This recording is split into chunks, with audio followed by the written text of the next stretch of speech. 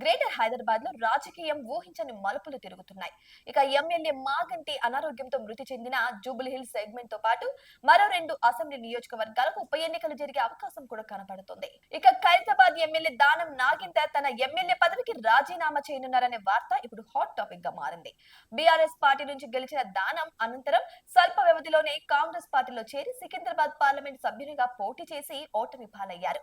అయితే దానం party మారడాన్ని serious గా తీసుకున్న బీఆర్ఎస్ పార్టీ ఆయన శాసన సభ్యత్వాన్ని రద్దు చేయాలని సుప్రీంకోర్టును ఆశ్రయించినట్టు తెలుస్తోంది.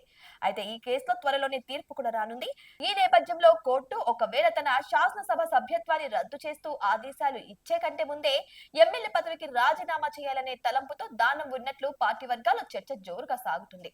అయితే ఈ నెలాఖరులోగా దానం తన ఎమ్మెల్యే పదవికి రాజీనామా చేస్తారని టాక్ వినపడుతుంది. అయితే అంతకు ముందే మంత్రివర్గ విస్తరణలో తనకు అవకాశం కల్పించాలని, మంత్రి హోదాలోనే ఉప ఎన్నికలలో ఖైరతాబాద్ నుంచి తిరిగి పోటీ చేస్తానని పార్టీ అగ్రనాయకత్వానికి విజ్ఞప్తి చేసినట్టు కూడా తెలుస్తోంది. ఇక ఇదే సమయంలో జూబ్లీహిల్స్ లో కూడా కాంగ్రెస్ అభ్యర్థిని గెలిపించేందుకు తీసుకువచ్చే బాధ్యత నా భుజాలపై వేసుకుంటానని కూడా దానం నాగేందర్ పార్టీ నాయకత్వానికి వినవించుకున్నారట. అయితే మరి కాంగ్రెస్ అధిష్టానం ఎలాంటి చర్యలు తీసుకుంటుందోనని రాజకీయ వర్గాల్లో ముఖ్యంగా కాంగ్రెస్ నాయకులలో ఆసక్తి నెలకొన్న విషయం అందరికీ తెలిసిందే.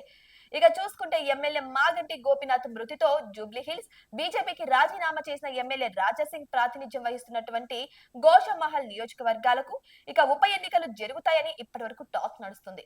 ఇక ఇదే సమయంలో తాజాగా ఖైరతాబాద్ ఎమ్మెల్యే దానం కూడా రాజీనామా చేయనున్నారన్న వార్తలు కూడా వినపడుతున్నాయి.